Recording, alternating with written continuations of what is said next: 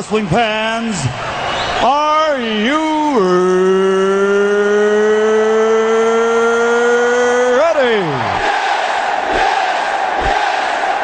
For the thousands in attendance and the millions watching around the world, let's get ready to rumble! I'm back, so deal with it. I can take you to Suplex City tonight, bitch. Can you say the alphabet backwards? Walking with the ass backwards. You're not funny and nobody likes you. This ain't Monday Night Raw. This my friend. Is WrestleRant Radio.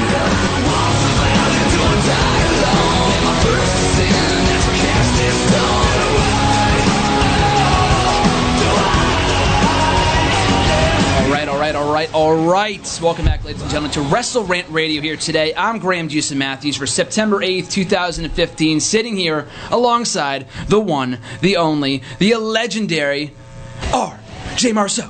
RJ Marceau.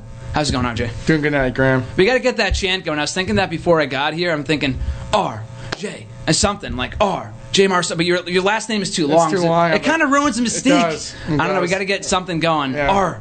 RJ something. Rocks. RJ Rocks. RJ Rocks. There exactly. we go. We'll get that chant going. But speaking of which, your hashtag, that's the new number one question in everyone's mind right now. We found Rey Mysterio. Yes. We found the statue last week. What's going on? What's next? You said where's Daniel Bryan might be a good one. That might be a good one. Cam suggested, we'll put this one under consideration, where is Hornswoggle? Give him a championship. Hashtag Hornswoggle for champ. Would you agree with that? Or where's Kane? Where's Kane? And that might be easily solved by like next week. They still need to find him. That's true. We'll find Kane, then we'll put in Daniel Bryan in that spot. Yeah. If we can find Kane. So we have some hashtags. We got a couple backups. You got it. So last night, Monday Night Raw, the season finale.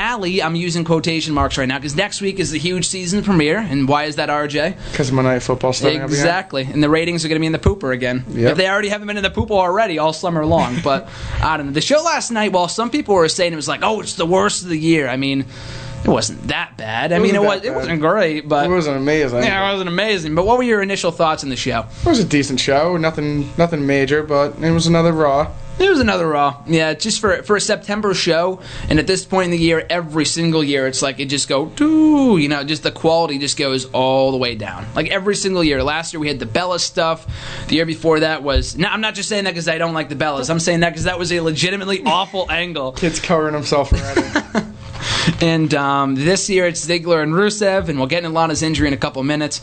Year before that, Authority. So hopefully that's not, we're not taking a turn for the worst. And, it always bothers me every year, not just like angers me or anything like that, but it just boggles my mind that WWE doesn't put forth a stronger effort going into Monday Night Football season. Like, they didn't really promote all too much for next week's show. It's not like they didn't promote anything at all. They promoted next week we're getting a tag team title match, New Day and Primetime Players for the WWE tag team titles.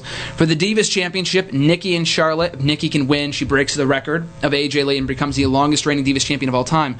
But that's about it. Nothing having to do with Sting, Brock Lesnar, Taker, Rollins, John Cena. Like, I'm sure one or not all of them, of course, but at least a few of them will be on the show, but no mention of what's going to be happening. At least promote Seth Rollins will defend a title, or I don't know, do something like that. Yeah. I don't know. It doesn't make really much sense in regards to if they're really that desperate for ratings going into Monday Night Football season. Like, I remember last year, they were trying to pop a big rating, and I'm sure you'll remember this. It might have been, I think it was the Raw before their grand season premiere, when they promoted Michael Sam to appear on Raw. Do you remember that? Yeah. It lasted all of 30 seconds, so I don't know if many people do. And that was right when he just came out of the closet, and he was one of the first, I think he was the first openly gay person to compete in the NFL. Is that correct? So, yeah, there was a lot of publicity around that.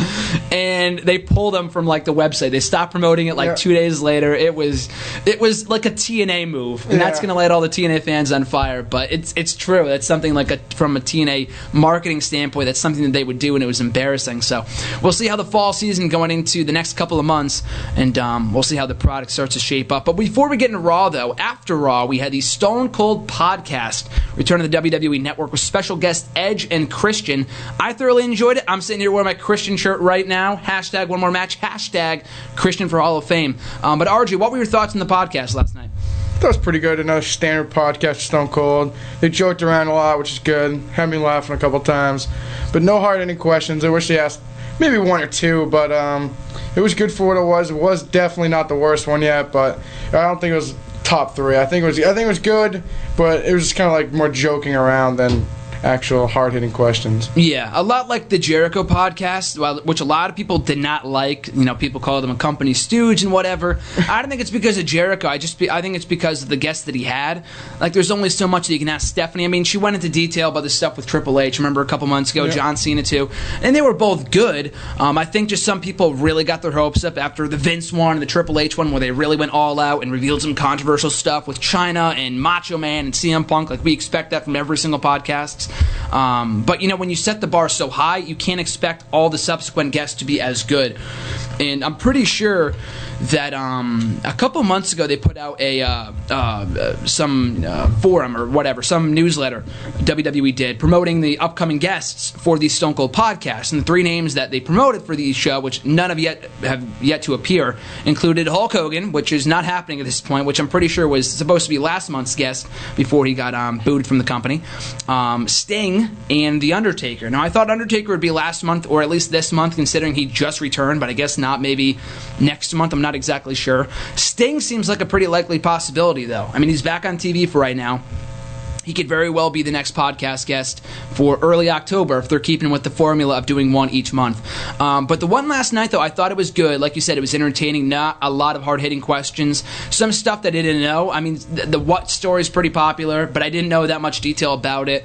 That he was talking about their favorite matches, some road stories, a lot of TLC stuff where they were talking about the Dudley Boys and the Hardys and stuff like that. So a lot of stuff that people would want to know. It's not like, you know, just shooting the breeze about old stories from like back in the day, like the old territories, which is great and all. I'm a wrestling fan, but truth be told, a lot of our current day fans just don't care about like the NWA and the old territories. It's not going to bring in new viewers. So I think Edge and Christian are fresh enough in people's minds. We got our obligatory one-off Edge appearance for the year, so we won't be seeing him till 2016 on Raw. But I thought it was good. I thought it was pretty enjoyable. But he did pose the question. I'll ask you this, RJ. Edge got inducted in the Hall of Fame in 2012, and Stone Cold threw it over to Christian after asking Edge about being worthy of being put in the Hall of Fame, and Edge said it was too quick, and I think that was logical, too, because Edge was still under contract at that period in time, and they just wanted to get it over with. You know, God forbid they ever, you know, something ever happened between the two sides, so I understand that. But he threw it to Christian and said, do you believe that you are Hall of Fame worthy? And he said, that is not for me to say. Stone Cold said yes. Edge said yes. RJ, what do you say? Yeah. And we've talked about this before here on the show, but I wanted to get your second opinion on it. Yeah, I think Christian should be in the Hall of Fame eventually. Yeah. Especially the people have been getting in the last couple of years. His accolades are a lot better than theirs are, and he's more known. He's more popular in people than a couple other people that got in, but I think Christian will definitely eventually get in. Yeah, I feel like he's not one of those people that we talk about all the time that needs to be in right now, like a Rick Rude or a British Bulldog. People that should have already been in, but for whatever reason they aren't. That's another discussion for another day. But I mean, like, you know, people always throw around the argument that who is the guy? Oh, Coco Beware. That's always like the that's bar. Like the standard, yeah. Yeah, like, oh, if Coco Beware is in, maybe this guy deserves to be in. But I think now after this year, it's like Rikishi's in. So what about this guy? Exactly. I mean, he accomplished more than Rikishi. So freaking Bushwhackers. They were a tag team, so it's a little different for them. But even then, I feel like Demolition should be in by now. And I mean, this is a whole other discussion for another day. But I thought it was good. Both of them were really funny. Christian was just kind of busting his balls to Edge and to Austin at various points in the podcast, and I'm sure I got my $9.99's worth. I don't know about you. When Austin put on that cowboy hat, I was like, I'm sold. Best podcast ever. This is the best one. And he was singing Kumbaya with the ukulele, so that was priceless. But good stuff. I would even argue that was better than Raw, which was not that bad. But getting back into Raw, though, kicking off the show is the WWE World Heavyweight and United States Champion, something you cannot say for any other man in history, only to Seth Rollins. He comes out for a solid 15-20 minutes, talks about Night of Champions, pretty funny promo. Rollins has come so far on the mic. You know, the guy that has come a long way. Like, he's really, really good. He's came a long way since when he broke off singles. It was kind of a little sketchy on the mic, but it's definitely he's come some a long hesitation. way. Yeah. So Triple H must guided him well. Yeah, I mean, you have a mentor like Triple H. I mean, you can only get better from where you were before. But no, great point. But yeah, I thought last night's promo was really good to kick off the show. I mean, the thing is, and I mean, I'll play both sides of this too. It was a good promo, but I feel like the thing is, it doesn't matter if it's John Cena, Seth Rollins, especially the Authority, or just anyone else. When you have someone kick off the show and talk for like 20 minutes, it's going to put people, not to sleep, but it's just going to bore them or something like that. You know? But I just feel like that's a byproduct of the 3-hour Raws, and I'm not saying it's okay, and there's always ways to change it up. Like, I can't remember the last time we opened a Raw with a match. You know, instead of going from a promo to a match. No, I'm talking about like, Raw opens, tonight is the night, boom, bell rings, we get a match. You know what I mean? Like, we haven't had that in a long time. I can't remember the last time that happened, so they just got to start switching up the formula, because when they have the formulaic Raws and people are like, oh, this is crap, it's the same stuff every week, and they are true, they are accurate to an extent, but I feel like switching it up a little bit, especially as we go into Monday Night Football season, it would benefit them if they started doing things a little bit differently. But interrupting him was Sting with the statue, kind of teasing him, and Seth Rollins didn't even bother to look for the statue. He was wrestling all night, so Triple H didn't really allow him to go look for that statue. But also, we had Sheamus come out and tease cashing in Money in the Bank at Night of Champions. We talked about this last week. But do you think after last night, and this always happens, the Money in the Bank person always teases cashing it in, and then at the pay-per-view, more often than not, we get a cash-in, successful or not, it usually happens. So I'll ask you again after last night. We talked about it last week, but in kind of a follow-up. Do you feel like we get a third title match from Rollins at Night of Champions? Maybe he beats Cena. Maybe he beats Sting too. And then, fella, or whatever the hell he says, Sheamus' music hits, and we get a third title match. I think he might come out, but I think it's like going to be one of those things like he tries to cash in and then someone kind of like hits it before, like, you know what I'm saying, like they're about to cash it in, the referee's about to do it, and then like kind of like the Raw a couple weeks ago. Yeah, like happened to Raw so many times last year. Yeah. Like he's about to cash it in, like Ambrose comes and hits him, or someone hits him, or like it's something like that could happen. I don't know. They could have him fight 3 times a night. They could. Imagine if he won. I mean, he's a heel too, so it'd be perfect if he beat Cena, he beats Sting, and then Sheamus cashes in and he beats him too. Imagine the promo that we would get the next night. But like you said, they also could have him like kind of like cash in Rollins-esque, and he pins Sheamus instead of pinning Sting. Yeah. So it protects Sting from losing. Well, Sheamus doesn't win the belt. Yeah, I mean, he still loses, but he doesn't get pinned again after WrestleMania. And Sheamus isn't champion, and Rollins still is champion. So it would be a win-win-win situation. But I feel like it's too good to be true. And it's not like it's like, oh, we just saw that at WrestleMania. Why would we want to see it again? Because it's Seth Rollins. It's like a cruel irony where like, oh, you did it to me, so I'm going to do it to you. No, he didn't cash in on Sheamus, but you know what I mean, though. Like he did it to someone else, and now Sheamus is going to do it to him. But it backfires, and Rollins pins Sheamus. So I feel like that'd be pretty interesting. I don't see it happening, but we'll have to wait and see. We'll get into our Night of Champions predictions next week here on the show. But the match after that, we had Paige and Sasha Banks going at it after the events of last week's Beat the Clock Challenge, where Sasha Banks prevented Paige from winning the challenge and going on to contend for the Divas Championship next week on Raw. So a good match. The This Is Awesome chance. Let's talk about that pretty briefly, because I know that kind of got a rise out of you, and rightfully so. I absolutely agree with you on this. But I didn't think the match was that bad. I mean, we were kind of pooping in it last night. It wasn't a terrible match. It wasn't great, but it got some good time. It was pretty decent. Banks wins. But before we get into the Paige stuff, let's talk about the This Is Awesome chant. What are your thoughts on this? It's just so overused. Like, oh my goodness, that decent Divas match. Nothing huge. Like, it's not like they're pulling out all these huge maneuvers that like would ever like need a This Is Awesome chant. They just start chanting in the middle of the match. I'm like, this is not awesome. They made it seem like it was like the best Divas match of all time. You're going to make me enjoy the match even less, I feel like. You know what I mean? It was good. It was a decent match, and they're chanting This Is Awesome. Yeah. Very, I mean, I told you this last night. Not to be biased, but we were there at SummerSlam. We reserved the This Is Awesome chants for, I believe, 3 points in the night from where we were sitting. Maybe they were chanting it elsewhere, but the only 3 or 4 times I heard it at SummerSlam when we were there in the Barclays Center in Brooklyn was the tag team title match, the main event between Lesnar and Taker, and Rollins and Cena. That's it. We didn't chant it during the Divas match after Paige went tumbling on everyone on the outside. Not an amazing spot. We've seen it before. I'm not discrediting the women. It's not their fault. It's like, I always have something to say about digging himself in already. I'm just saying, but I feel like... But she does it all the time. Like she did it last night on Tamina. Yeah, you called it too. You're like, oh, here it comes, and she does it, and Tamina takes the bump because Tamina sucks. But, not to rag on the women, I feel like what they're doing now is better than the Miz TV segment and the faction wars, which hopefully will go away soon. So that brings me to my next question here. Do you feel like the constant losses that Paige has been taking lately will lead to a heel turn maybe as soon as next week? Yeah. You think she turns on Charlotte and costs her the belt? I don't know if she'll turn on, but maybe a little accidental interference might cause her. Maybe she hits one of the Bellas, hits Nikki, and gets DQ'd. Mm-hmm. I think she'll have some involvement. A DQ, I mean, as much as I hate DQ finishes, it would make sense in that scenario, if only because we get a rematch date. The match is happening again in Night of Champions. Maybe they added more women. I don't know. We get a different match.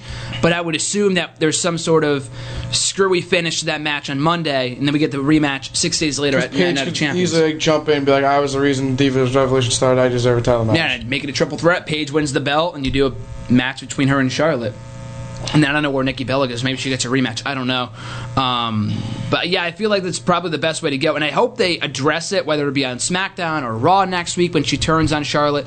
That if you can recall, the reason why Paige lost in the first place last night was because of the outside interference from Team Bad. I don't know, they attacked Paige or something, and Charlotte and Becky did nothing. They just stood there and didn't do anything to help her. So she can always say, you're there at ringside. Don't be useless. Do something. At least, they slid in the ring and then they slid out. Who, the baby faces? Team Bad did. Oh, Team Bad. Oh, that's what it was. Yeah. Then the referee turned away and tried to get them out of the ring. Yeah, that's what it was. And then Banks cheated or something. She rolled her out for the win.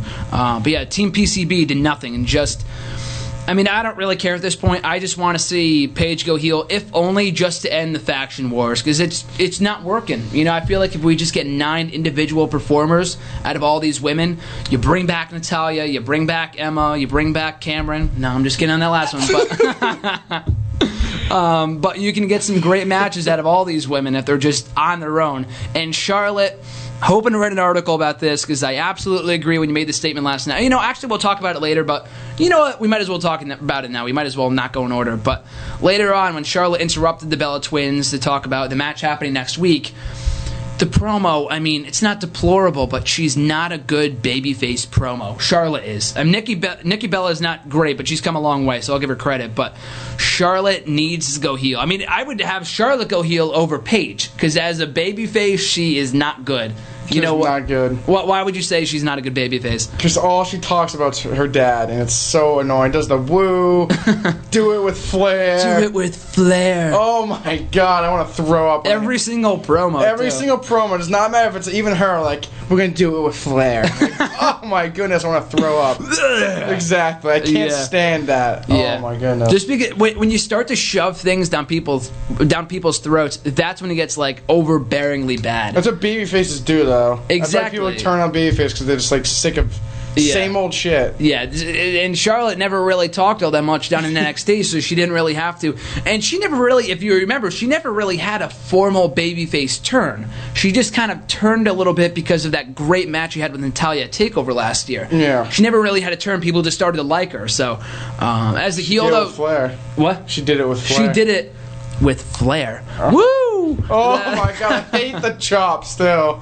Oh my goodness. She did I was watching the WWE YouTube thing. They upload the top 10 moments from Raw or whatever, and they counted, they recapped the Diva segment, that promo. And at the end of it, she's like, I'm going to beat your lame record. And just the tone of her voice, her promos, all of the women, but specifically Charlotte's, she comes across as so scripted. And obviously that's not the case down in NXT, but I think it goes beyond that too. She's just not a good babyface promo. She goes, I'm going to beat your lame record and I'm going to do it with flair. Woo! And that's it. It's not good. So again, I'm not blaming Charlotte. I'm not saying she sucks or anything like that. Sucks. I'm just saying you're saying she sucks? I hate Charlotte. You hate Charlotte, okay. But I'm not that's RJ. Let's differentiate. People, don't. That's me. No, send it to @RJ_Marceau. Don't send it to WrestleRant. I don't want the hate mail. At least not for this conversation. But maybe for the TNA stuff. I hate TNA too, so send it my way too. You can send it his way and my way. I love TNA, but let's give it. We'll talk. That's another podcast for another day. There's nothing to talk about when it comes to TNA. Like, we only talk about WWE on this show because literally there is nothing happening with TNA. I think it's better just to not talk about TNA than to trash it, because literally, what is there to say? It's 2015. I went to the show earlier this year, their debut on Destination America, and I'm even shocked that they're still in business. Like, I don't even know how they're... God bless Dixie Carter, but Global Force too. Good luck. We can't talk about it on the show because there's nothing to talk about. But anyway, moving forward to the next thing on Raw. You see what was after the Divas match. Oh yeah, so after this we had Roman Reigns and Dean Ambrose quickly squash the Ascension. So pretty nice squash match. They've been getting destroyed by Braun Strowman lately. So that was well done. So good stuff there. Any thoughts on this match? We'll get to the debut, and I want to save your thoughts on what the idea that you pitched to me over the weekend. We'll save that for later on in the show between Orton and Sheamus when we get to that whole angle. But what were your thoughts on this, if you had any? Just another squash match. We knew it was the Ascension too. That was the funniest part. Yeah, you called that. It's probably like the Ascension or something. I'm like, it's going to be the Los Matadors. You're like, no, it's going to be the Ascension, and there goes the Ascension. No, it's literally like the Twix commercial, like covering their face. We can just hear their shitty music. Yeah. And then I'm like, oh goodness. And then they literally didn't get one offensive move in. Not a single one. Squashed. It was WrestleMania 30 all over again, like I told you last night. Not as bad as WrestleMania 30, but that was WrestleMania. They deserved a lot better. And then it had the New Age Outlaws, and the Ascension aren't that much better. Hashtag push the Ascension. Let's get that going. Hashtag push the Ascension. 2 people strong here in WrestleRant Radio. But man, I know you don't watch SmackDown, but they teased something last week, and nobody cared. I saw all of one person tweet about this, so I'm not really shocked. But they had something on SmackDown last week where Stardust said, you guys are going to join me. We're going to form an alliance against Neville, who was also not on the show last night.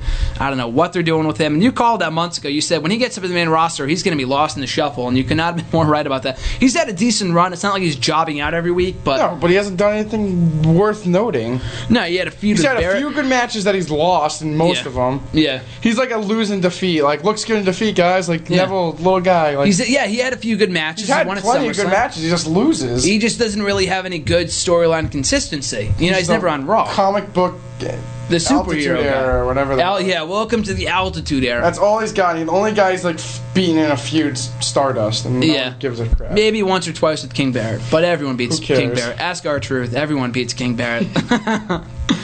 But yeah, the Ascension Stardust thing after only a mere 4 days is over with, and the Ascension are back to jobbing. So, yeah, as far as Neville goes, we'll talk about that very briefly. What do you feel like they can give him? Like, say you're in charge of creative, what do you give him to do right now to get him back on TV and get him back in a prominent position on television? Like, who would you have him feud with, do you think, from the heel side of things? Because we already saw Stardust. There's literally not a lot of heels for him, though. A lot of heels are already in programs with other people. Well, maybe after post-Night of Champions, because they're not going to be doing anything with him right now. Miz, I could see. Big Show. Oh, God. We do not mention that name on this show. And literally, the only other people I can think of are literally Miz and the Big Show. What about Rusev? Do you think he's going to be stuck with Dolph Ziggler for the next 10 years? Dolph Ziggler, because what are they going to do with Ziggler? Ziggler or Sheamus again, that for the 10th millionth time. I don't know. We'll talk about them when we get to it. But yeah, I don't know. Neville and Miz I like, but I don't know how far that would go because Miz, they're doing him in the Big Show now. Like what? We'll get to that in a little bit. And Cesaro gets punched by the Big Show. What? We'll get to that in a couple minutes. But yeah, that was that. After that, we had another match, or we did not have another match after that. Oh yes, we did. We had the champion match. Intercontinental Champion Ryback, my boy, taking on RJ's boy Seth Rollins, and RJ, who won that match. Ryback, the big guy. Ryback. Hashtag beat me more. Who won the match? It doesn't matter. In the record books, baby, Ryback has won the match. He had his hand raised. He just beat the world champion. And no, Cam's listening. I know Cam wants Ryback as world champion as much as I do. Let's get that petition going. Ryback for world champion. How about that? Yes, he's going to beat Rollins for the belt. That's what's going on. Screw Sting. Screw John Cena. It's going to be Ryback ending the reign of Rollins. Next world heavyweight champion. I'm ready. I'm ready for Ryback as world champ. But what were your thoughts on this match? It was good, I guess. It wasn't a great match. No, it was good, yeah, for a TV match. It was good for what it was, yeah. Rollins kind of like ran around a little bit in the beginning, and then it seemed like he was about to win, and then Sting came on, come get the trophy, and I think he got schoolboyed for the pin. Yeah, there was like an inside package or Yeah, something. yeah, a little roll up, and then Yeah, whatever it was. Ryback won. Rollins still didn't get a statue yet. No statue. He did not get the statue. We'll talk about that at the end of the show, but it doesn't look like he's getting back that statue unless it's in pieces. We better remake one. Better get the better call up Duke I think it's Duke, right? Duke the dumpster Drozy. That's a tongue twister. Call him up and maybe he can find the statue for you.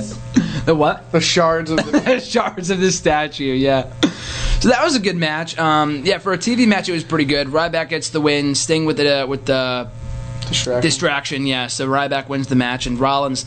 You tweeted me before the show. Are you ready for Rollins? This show was Rollins. Like he was in the opening. At least 2 or 3 backstage segments with the Authority and that awesome Dudley's New Day Edge and Christian thing, which we'll talk about. He was in that main event, and he was the last segment too. The last segment too was Sting. Yeah, he was all over this Monday show. Night Rollins, baby. Monday Night Rollins. Nothing better. So after that, we had... Yeah, I know your favorite segment of the night. I know you were praising this. So Summer Rae comes out and apologizes to Rusev for her actions last week. Great acting. Loved every second of this. She comes out, starts bawling her eyes out. Those amazing tears, though. And then Rusev comes out, and this is where they got me. I thought this was the best part. So Rusev comes out and says, I forgive you. And then... shockingly, Dolph Ziggler comes out, and you thought Lana was going to come out too, but apparently she's injured, and he super kicks him. And again, for the 7th week, or the 700th week in a row, nothing was accomplished in this feud at all. So to kind of and before this too, we had that one of the best video packages I've ever seen in my 7 years as a wrestling fan. That TMZ style, pardon my French, bullshit, where it was Scandal.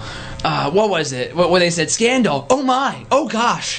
Oh my god. I was gonna vomit. I vomited during the Big Show shit, but that was deplorable. So RJ, save me, Y2J, R2J here from this segment. What were your thoughts in this TNA trash? It was awful. Literally, they got nothing accomplished, and it was so predictable when Ziggler came out. Super kick him as usual. It was so dumb. Like you said, that stupid little vignette they kept showing, like the TMZ, like, oh my goodness, Scandal, like Dolph Ziggler in a towel, like. And they showed it twice. They showed it twice. Oh my god! And once wasn't bad enough. Exactly. It was awful. Oh my goodness. Jesus. So thankfully, and you made a good point, and maybe not so thankfully, we'll see. Lana has been injured. Not to say I don't like Lana. Lana is great.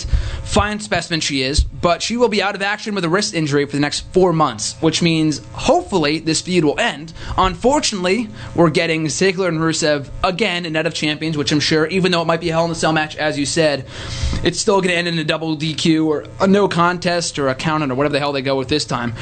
And then they'll probably still continue the feud even when she comes back in 4 months. So Lana is out injured. What do you think this happened? What do you think this bodes well for her future? What do you think is next for Lana now that she's gone?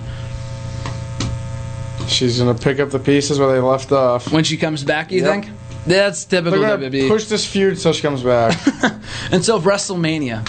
Until she comes back, TLC match, Rusev versus Ziggler. Yeah, they'll do it this match, and it'll end in a count-out. They'll do it inside and then they'll do Hell in a Cell, and something will happen. They'll do Team Ziggler versus Team Rusev at Survivor Series, and then she'll come back at TLC, and there'll be a contract of Lana ladder match, the custody of Lana. Custody of Lana, I like that. Circa Rey Mysterio, Eddie Guerrero, 2005. Yep. That match is nothing compared to Dolph Ziggler and Rusev. I guarantee they're going to drag it out that long. They probably will. And it's not even like, where can they go next? It doesn't matter. They'll continue to book the same segment every single week. Like, it's the same thing. You can go to Raw 4 months ago and it's the same garbage every single week. I love you. I'm sorry. Super kick and it's over. Like, oh my god. Like, this is awful.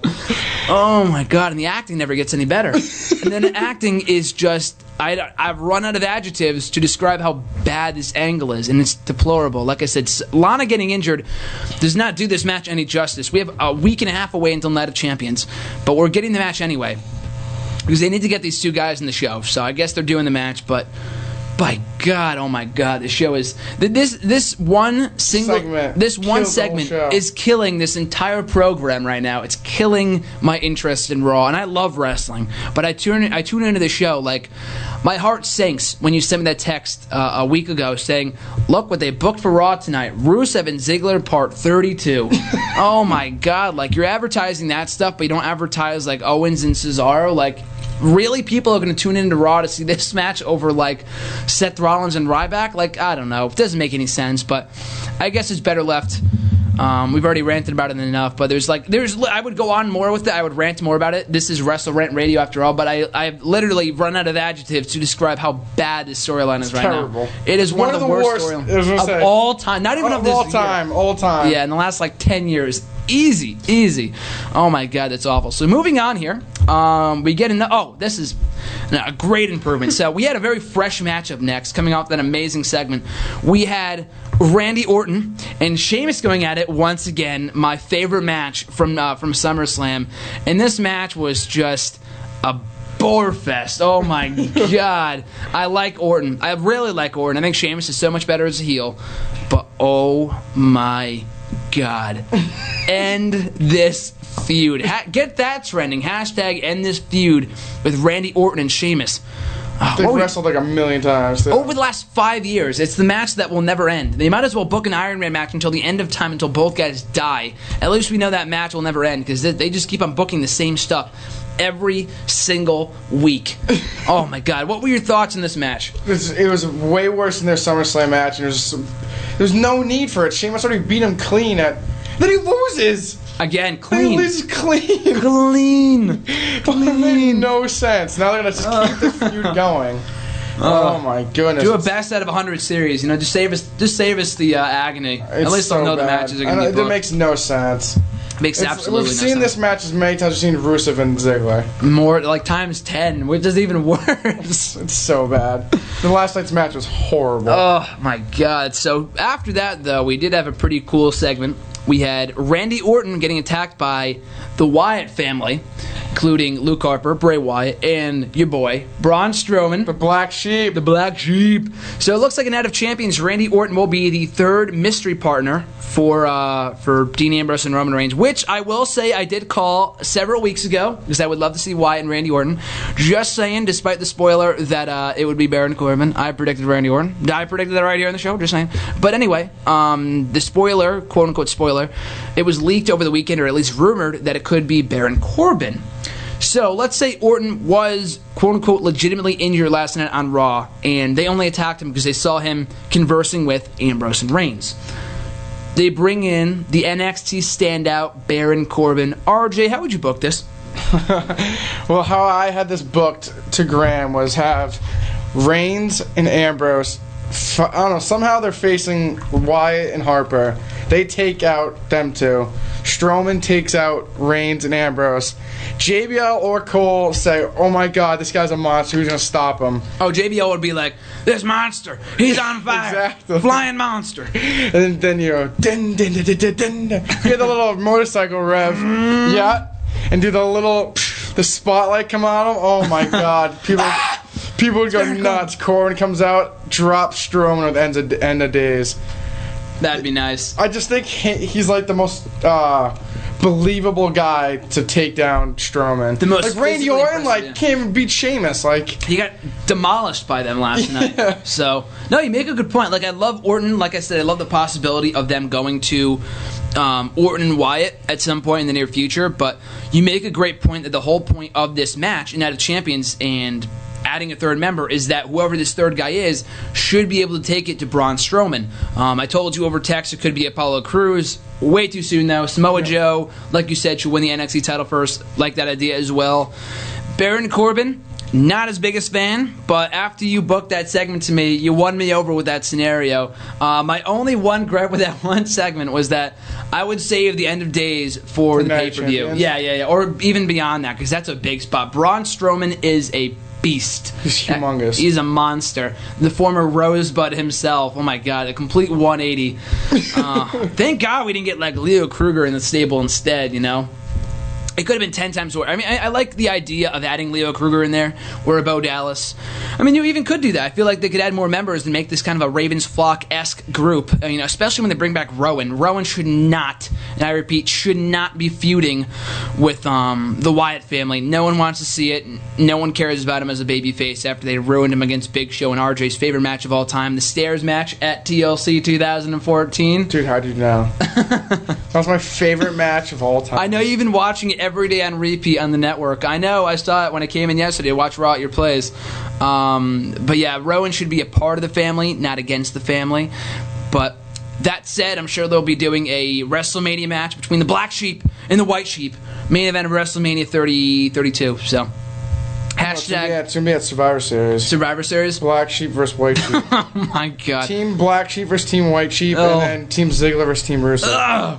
Oh my God, that's almost going to be worse than that Survivor Series from a couple years ago that was headlined by Big Show and Randy Orton. Don't even get me started. But yeah, I love the idea of Baron Corbin coming in, though. I mean, we still have 1 week left, and like I said, Randy Orton is not confirmed. I mean, like I said, it would make sense if they took him out and they wanted to write him off TV, because it would make no sense if Orton was around and he wasn't at Night of Champions. So it would make sense if they wanted to write him off TV and they saw him conversing with the babyfaces. So they're like, oh, let's attack Orton, make sure they don't have a third guy. And then, boom, out comes Baron Corbin. You debut him the way that you did on Raw. Or you have him come out, just be like, and our third man is Bray Wyatt. And then they do the whole, like, Hardcore Holly, Cody Rhodes, Teddy DiBiase, 2008 champions, where, like, their tag team partner is one of their opponents. I could see that happening. Hashtag book it. Luke Harper joins Dean Ambrose and Roman Reigns. Come on, RJ, would you want to see that? No. I know what you want to say. Braun Strowman turning on the Wyatt family. Yes. I could see that happening. Baron Corbin, though. And like you said, not even that, too, because the part that didn't sell me on that was that just the idea of Baron Corbin on the roster by himself, I don't feel like he's quite there yet in terms of being ready for the main roster. But like I said to you, and you said, you know, this would be the way that you would go about it. You have him turn on Dean Ambrose and or with Roman Reigns, and you put him with Reigns as a badass heel tag team, and that would be great. Yes, Reigns as a heel, I feel like needs to happen at some point. Yes. Ambrose can't be the one who turns. People aren't going to accept it. It's just not going to happen. So, as a heel tag team, I would love to see that. It would protect Baron Corbin. And, like I said, Baron Corbin as a heel is where he's money as a heel. I mean, I don't feel like he's not going to be a big-time player regardless, I don't feel like, but he's going to be something on the main roster if they continue to polish him right. Because the match with Samoa Joe at TakeOver was pretty decent. Yeah, I thought it was a good match. Yeah. I mean, I would call it the worst match on the show, but it's more of a reflection on the rest of the show than it is that match. But no, yeah, they had a pretty good match. You have a match with Samoa Joe, it's not going to be bad. But Baron Corbin, to his own credit, definitely held his own. He put forth a good performance. So I would not be against the idea of him being called up to the main roster. It's not like he needs the NXT Championship either. No, I can't see him wearing that belt. So I'd much rather see him just be called up at this point. Braun Strowman never made a single appearance in NXT as a wrestler. As a Rosebud, sure, never as a wrestler. He maybe have wrestled all of 5 matches in WWE, like on the in NXT in the dark matches and stuff before he got the call up. So if that can happen to him, I wouldn't be surprised if it could happen to Baron Corbin coming out of Champions.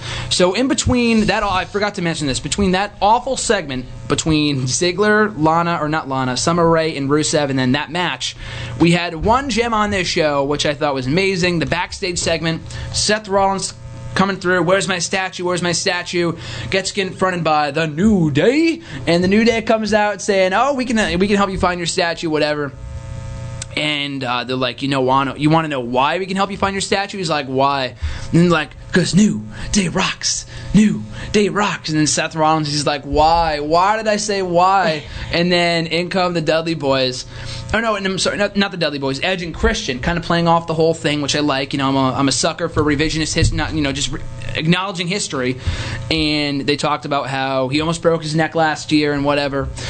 So, and then Rollins runs off, and Edge is like, you never got the job done. Or no, Rollins was like, I'm the ultimate opportunist. That's exactly what you used to do 10 years ago. And Edge was like, yeah, but I would finish the job, but you didn't. So let's take it on. Let's go one-on-one right now. And Rollins' reaction was priceless. He goes, I'm too busy tonight. And then he just walks away. And then the Dudley Boys come in the picture.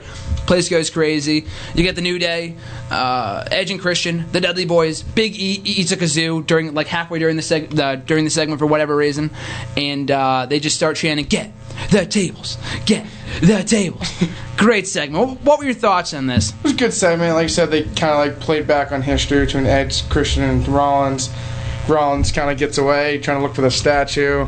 Then they plan the New Day and the Dudleys. So I like it. I thought it was good. Well, I liked a lot of parts about that. I like this for many different reasons. One, we got the obvious reunion of Edge and Christian and the Dudleys for the first time in at least 10 years. Because the Dudleys haven't been in the company since 2005, and Christian left around that time too. So we haven't gotten a reunion, or at least seen them in the same ring or / company in the last 10 years. So there was that. The New Day to me are like the new Edge and Christian with their goofy mannerisms, so that was cool to see those two tag teams together. And then again, like I said before, Rollins and Edge have that history, but Rollins to me, and I've said this time and time again, is like the 2015 version of Edge.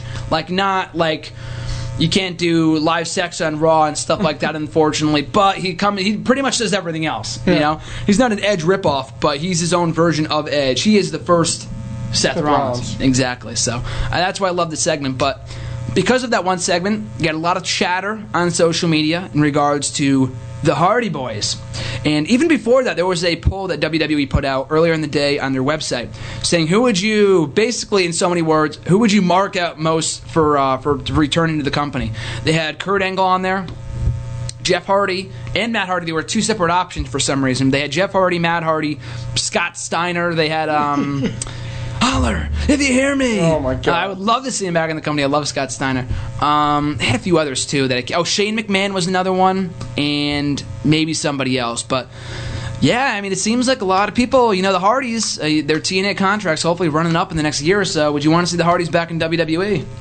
I would like to see Jeff Hardy back. I don't know about Matt, but I'd like to see Jeff Hardy back. I mean, I love Matt Hardy, but I will say this. I really like Matt Hardy. I love Matt Hardy. That's very well established. But I will say this, though.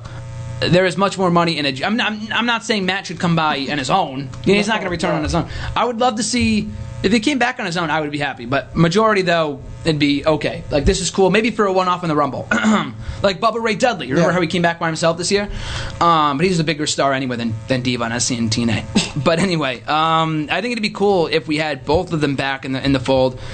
I don't know if you can get another match between them and the Dudleys. It would be pretty damn cool if they came back before WrestleMania next year. I mean, they need all the star power they can get to sell out AT&T Stadium for WrestleMania. That'd be a great get. Maybe you throw in the Usos, Cesaro and Kidd, the Wyatt family, the Shield, former members, Ambrose and Reigns, rather. Something along those lines. Hashtag book it. That'd be a great match for WrestleMania. The first multi-man tag team match of WrestleMania that I actually care about. That will hopefully not feature Los Matadores. That looks like they're breaking up. We'll get to that soon. But yeah, I would love to see the Hardy Boys back in WWE, especially Jeff. I mean, I'm a huge Matt Hardy fan, but Jeff Hardy here in the great song. But if he came back to the company, I would be so happy. The older one was better when they're the Hardy Boys. Yeah. Yeah, they kind of it was his new theme was like a remix of that theme. But it was slower a little bit. Yeah. The other one was a lot better. I liked that one better. Yeah, the theme. Damn. Yeah, they used that as the Hardys though, and he also used that on his own too. When he had all the face paint. That's when he started with the face paint on Raw. Yeah. When he was on his own, yeah. And then you guys ass kicked by Undertaker. Yeah, and that no D. Oh, you talking about the first time or the later on? The first time. Yeah, no, two. It was like, make yourself famous, kid. JR on commentary. Great, man. Last right off the top of the ladder. I'm still alive. Yeah, and Undertaker shakes his hand. What a moment. 2002, ladies and gentlemen. What a year in wrestling. I love 2002. And I know that's when you started watching. Yeah, that's a good year. It's a very good year. But anyway, I would love to see the Hardy Boys back in WWE. And this company is all about, when they said, who would you like to see back in the company? In their eyes is, which one of these people can make us the most money? And Jeff Hardy is huge with the kids. Even if he hasn't been with the company in 6 or 7 years, he hasn't been with WWE, I still feel like he would be a great addition to the roster. You don't have him work every single Raw and SmackDown. Give him a Dudley Boys schedule. I don't think they're working live events. Have him work Raws and SmackDowns, the pay-per-views like RVD and Jericho do. I think it'd be a great deal. His body is so beat up. I don't understand. That was the thing with Kurt Angle. I don't understand why they offered him a full-time contract if they knew well damn that he was not going to perform a full-time schedule like live events and stuff. The guy is like on his deathbed. Why would he ever compete to a schedule like that? So hopefully they bring him back in the fold and they don't do that same crap, because he's not going to come back to do that. You know, as much as I want to see him back in WWE, I don't want to see him just die in the middle of the ring because he's working every night. You know, it doesn't make any sense. I think he's a big enough star they can bring him back to work at least a Rob Van Dam like Jericho schedule. But anyway, after that, we had another match between, the Dudley Boys, speaking of whom, against Los Matadores. So Dudley Boys go over clean pretty quickly, pretty decisive match. But we do get the teasing of the split of Los Matadores. Well, it's more them getting away from El Torito than them splitting up. Do you think that's what's going to happen next? Yeah. You think they're going to both attacked El Torito. Well, I mean, there's been a lot of rumors lately of WWE potentially repackaging them. So could you see this as their way of... I mean, like you said before, I remember when we first started doing the show together, and I said this back then because I've hated Los Matadores since day one. They've been in this company for like the last 2 years. They've been with the company for years as Primo and Epico as themselves. They've been under contract for that long. But the Matadors gimmick has been in the on TV for the last 2 years now. That is ridiculous because it's so awful. But that said, though, I know you're not a huge Primo and Epico fan, but just bring them back. Give Rosa Mendes something to do. I would lose all hate for Rosa. It's not even that I hate Rosa Mendes. I'm just mad at the fact that she's even under contract when she doesn't do anything. She doesn't serve a purpose. She's like the David Otunga of the Divas division. It's like, why are you there? She's like the JTG of what he used to be before he got the boot finally. But yeah, would you want to see Primo and Epico come back over the Matadors just to end this gimmick? Yes. Just to end this awful gimmick, because no one ever cared about it from day one. Just the fact that it's been around this long is just mind-boggling to me. So hopefully last night was a step in the right direction. I mean, they teased the split before between these guys, so I'm going to hold my breath. I mean, I won't hold my breath. Sorry, I'll say that much. That's the phrase. But yeah, we'll see. Hopefully it does tease a split for Los Matadores, and we do get that sooner rather than later. Or at least, like I told you, hopefully them putting Fernando through the table essentially writes him off of TV for the next 2 decades, because I don't care about him whatsoever. And that was just the bottle falling, people. That wasn't like the whole place coming down. No, I think hopefully it's they're awful. They're like I said, I'd take them with Rosa Mendes as Primo and Epico 20 times more than Los Matadores. No one cares. No one cares. I'm not saying people will care. No. I would just like them more on my television screen. They would be tolerable, I think is the right word for it. They would be tolerable. Puerto Rican bullfighters is just not... I don't know who thought of that. It's probably Vince. Probably Vince. It all comes down to him at the end of the day. Terrible gimmick. I can't... It's like the... what was the name of it? The Montour or whatever it is. You know how like they would show that guy with the whatever helmet on, like back from 1995? The Mantor. Yeah. It's like that version of that. The Los Matadores are that in 2015. It's that bad. They're bad. They're the worst act. Probably. It's the worst act in the entire company. I'm not even... That actually even gets TV. They actually get like TV time too. Is the worst part. # where's Damien Sandow? Who cares? They get more TV time than Damien Sandow. And Axelmania. Axelmania, baby, is not getting TV. And Snookermania? Snookermania? Oh, he's in jail. I don't know. Hopefully that gives to me. Hopefully he gets the pink slip after that. One can only hope, people. One can only hope. So after that we had... Oh, my other favorite match of the night. Cesaro versus The Miz. The match wasn't really that bad, but my favorite part of the night came out when Big Show made an appearance, after I distinctly said to RJ that, oh man, this is a good show if it means we're not going to see Big Show tonight. Out comes the big shit, and he comes out and ruins the match, makes it go to a double count out. Now, Miz runs away, and then, I love this spot. He just knocks out Cesaro for no apparent reason. The tweener-ass, babyface heel, no one ever gives a shit anymore about Big Show. Turns again by knocking out Cesaro. He turned babyface and heel in like the matter of like 10 seconds. Only Big Show would do that. So I guess we're doing a Big Show Miz feud. That's what it is. My lifelong dreams have been realized. So what are your thoughts on this match? What was this? The match was okay. I can't stand Big Show. Why is he on TV? Why? He's a spectacle. Oh, he's a spectacle. I'm buying tickets to that Raw, by the way, in Boston, just to see the Big Show. Said no one ever. I'm so sick of the world's largest piece of shit. Hopefully he retired. I mean, it's not even anything against Paul White. I don't. like Paul White. I like. This is. Graham. I know Graham. I like Paul White. I hate the Big Show. I say this for everybody. Like if the Bella, I like Bella Twins a lot more than Big Show. But Big Show, Paul White came up to me, and I don't drink. If he asked me to go get a drink with him, maybe I'd consider it. The Big Show came up to me, would hate the Big Show. Like, as non-air character, I'm sick of the Big Show. I'm done. Bring in Captain Insano, I'd be fine with it. Big Show, not so much. Moving right along here. We already talked about the Nikki Bella Charlotte segment, which was not too good. So we get to the main event. John Cena and the primetime players, hashtag millions of dollars, against the New Day and the WWE and United States champion, Seth Rollins. So the match, it wasn't really much of a match. It was basically John just Cena versus New Day. The New Day, yeah, that was essentially what it is. Rollins didn't get in until the end. Thankfully, he was not pinned like we thought he would be. And Titus O'Neil came in for like 10 seconds. Darren Young never got it in the tag at all. And that was pretty much it. Not to poop on it, though, because I thought the New Day here were great. They were great. They were fantastic. So what were your thoughts on the match? It was a decent match. Like you said, Titus O'Neil got the hot tag for like 10 seconds, did his whole babyface thing. Yeah. Did the hurrah, hurrah, Yeah, did that. Then, like, it's like you said, Seth Rollins was only in the match for like a couple minutes, if that. Yeah. Then he tagged Kingston in, and then he got pinned. But yep. Also, what do you think about that fan? Let's talk about that real quick. That's bad. I was just about to mention that. So, someone brought this to my attention. I thought this was not ironic, just kind of weird. You had that last night with Seth Rollins. You had Dean Ambrose. You read about that, right? When he got stabbed or something like that, the fan at some live event.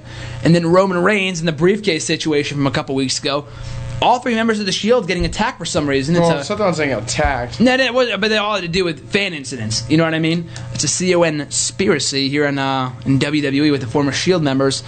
But that was weird. I thought it was funny, not to endorse it. Like, I'm not going to laugh at it just to endorse, like, oh, other people should do that. Because remember I showed you that video a couple months ago? I think it was in England. Like, this is why England will never get a WrestleMania.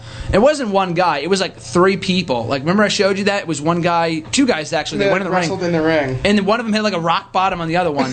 Like, it's funny. It's really entertaining. Like, I was laughing my ass off last night when we saw that fan. You just see him. Rollins is making his entrance, swagger and all. And you see the fan come up right behind him. And Rollins... priceless. Classic Rollins. He just looks at him, knows he's not a threat, and just keeps on walking. Whereas John Cena, he stands up, he's like, what the fuck? Everyone watch out! He's grabbing the lifetime players, holding them back. Watch. They're like his kids. It's like, don't go near him. Don't go near her, kids. It's okay. It's okay. You're gonna get hurt. He hasn't done. The worst part is he got to the steel steps and no one was even there yet. No one did anything. The referee was like, come with me, sir. Didn't attack. If this was 1999, the security guard would be like, get the fuck down, stay down. They would have tackled him right to the ground. It's ridiculous. Oh my god, that was super funny. That was probably one of the best parts about the show last night. Again, not to endorse it. It's just weird. Don't do it. Not worth getting arrested for. Yeah, not worth getting arrested for or banned from future events. If you're that much of a fan, you won't do it. You got your 15 seconds of fame, buddy, but it was funny, but just don't do it. Don't be an idiot. But what were your thoughts on the match, though? It was good. It served its purpose. It was good for Cena and Rollins to continue their tension. Same with the players and New Day. New Day. Good to see Kofi Kingston take the pin. Yes. And there you go. That was the main event. It was the main event. It was a good main event. I liked the New Day so much. It wasn't even so much the match that entertained me. It was Xavier Woods and his trombone. Again, like I told you last night, this is the same guy that no one could even two craps about. And I know, like you said, it's because of R-Truth.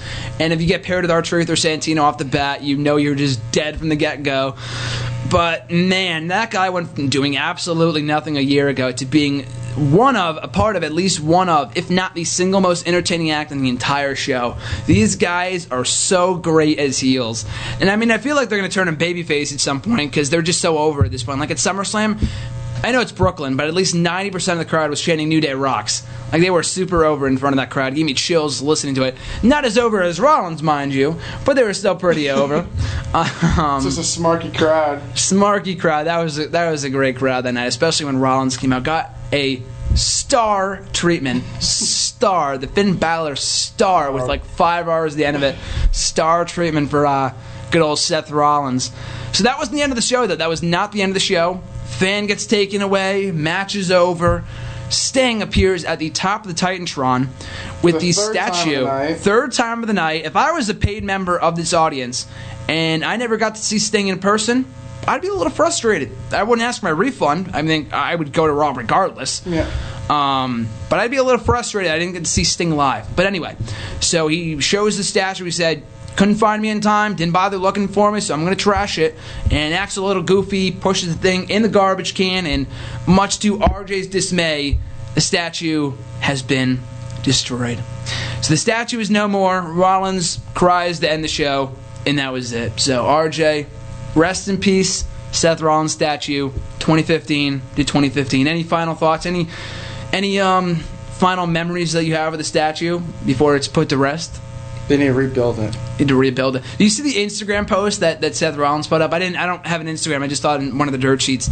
It was a picture of him getting ready when they were getting him ready for the statue, and he's like, so many people worked so hard to put that statue together. They did. It took days on end. And no, he was right. He's absolutely right. But he was like, it took days to put that thing together. And you, Sting, destroyed it. You didn't only hurt just me. You hurt all of those people who put that statue together, that put days of their lives, spent hours upon hours upon hours putting that piece of gold together, and you destroyed it.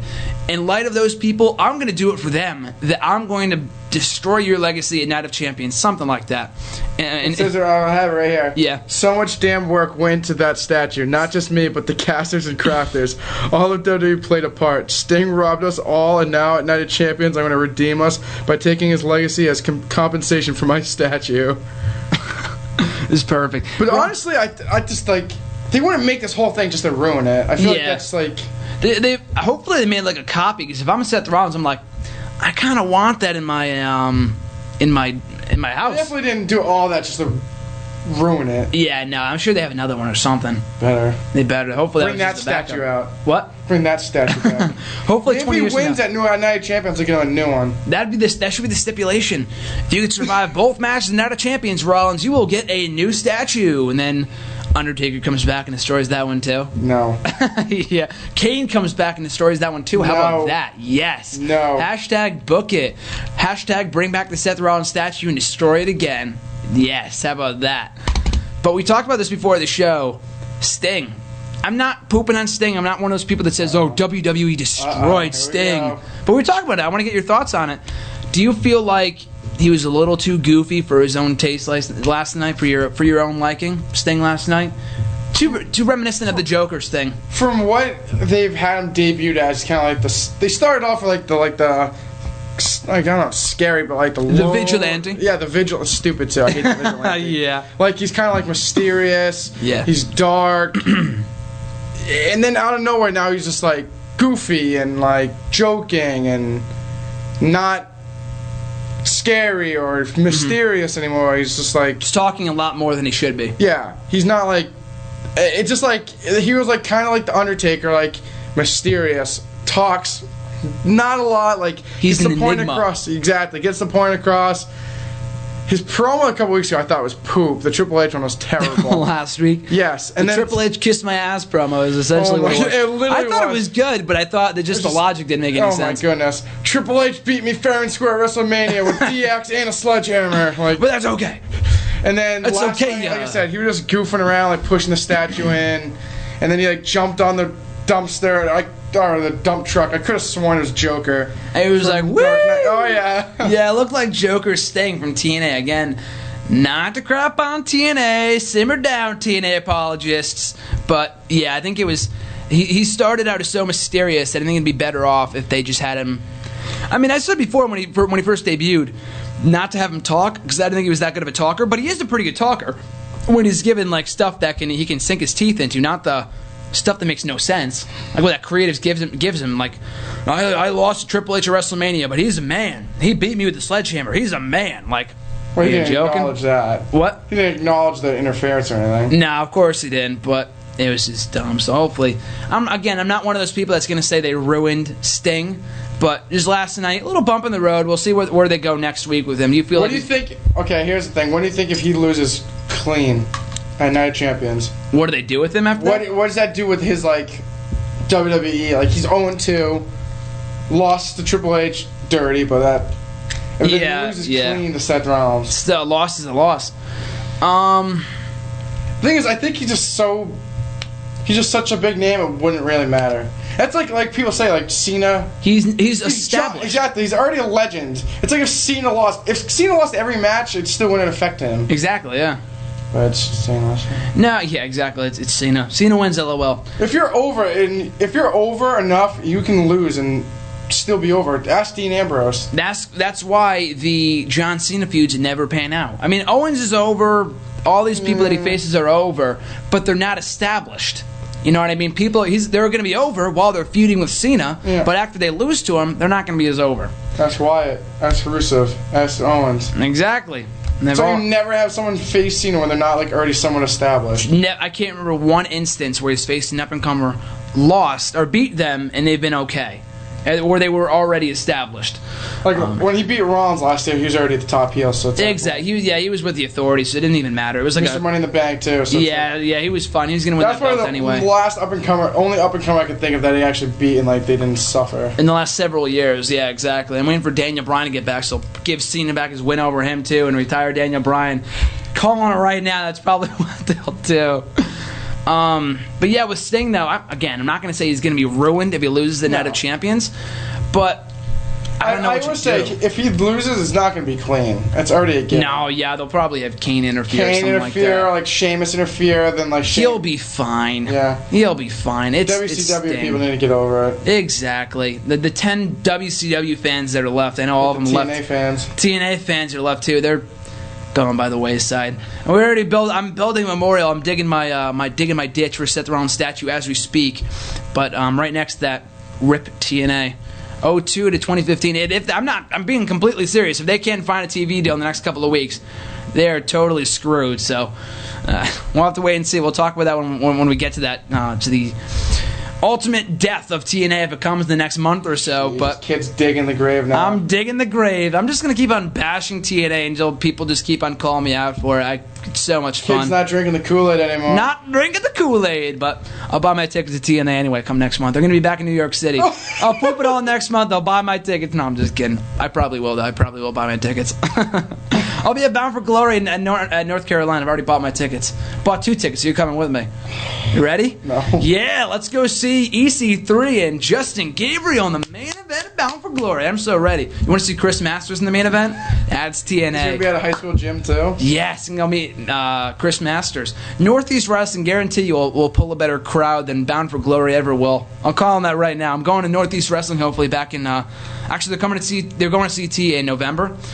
Ray is going to be there and the Hardy Boys. How about that? That's good. I've already met Ray, never Jeff. After this whole buzz about them coming back soon, gotta meet Jeff. I'm on a Jeff Hardy high right now, no pun intended. Like, I have to meet Jeff Hardy. But anyway, that's closing out WrestleRant Radio this week. Decent Raw to review this week. Next week, we're talking all about Night of Champions. Hopefully, we get back our on-air guests over the phone, so we'll have somebody join us. We're taking a couple weeks off. Just got to formulate the schedule. Just been kind of busy and whatever. So next week, we're bringing them back. Prediction panel with... Who is it? I have no idea. You want to see about bringing Mike? I feel like we should save Mike for like Survivor Series, something like that. You can't waste him on Night of Champions. You can't waste him on Poop Night of Champions on the season premiere of Raw. One of the worst pay-per-views of the year, easily. Night of Champions? I used to really like Night of Champions. It's just so pointless now because we have 5 titles. 2 of those titles are held by the same person, so it doesn't even make any sense. But and the worst part is like... I can't remember the last above-average Night of Champions. New Day's just won, so it would make no sense for them to lose. Raw just won he might lose. Yeah.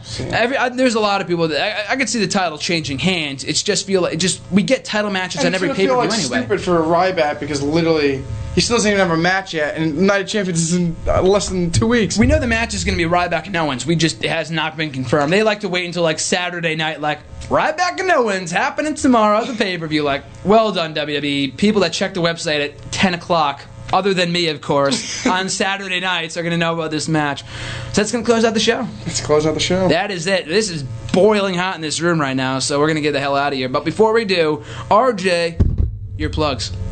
Any shout-outs this week? I don't think so. No shout-outs? I'm tired. Are they retiring, or are you just saying you're tired? I'm tired. Okay, but you're not retired. All right, okay. Shout-outs, we'll be back. They will be back eventually. It's not tonight. It's hot in here. At RJ_Marceau on Twitter. Hashtag bring the statue back. Hashtag where's Kane. Okay, there we go. Hashtag where's Billy Gunn. And hashtag bring the statue back.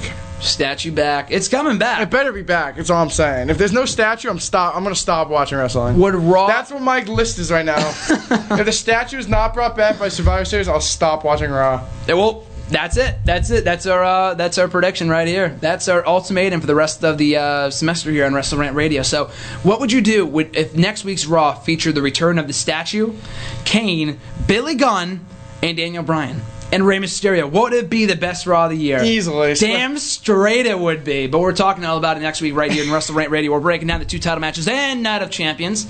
But in the meantime, and in between time, you guys can catch me on Twitter at WrestleRant, on the Facebook at facebook.com/Graham.Matthews. Next, airwrestling.net. No live review this week of Monday Night Raw. I was at RJ's place. Maybe next week. We'll see.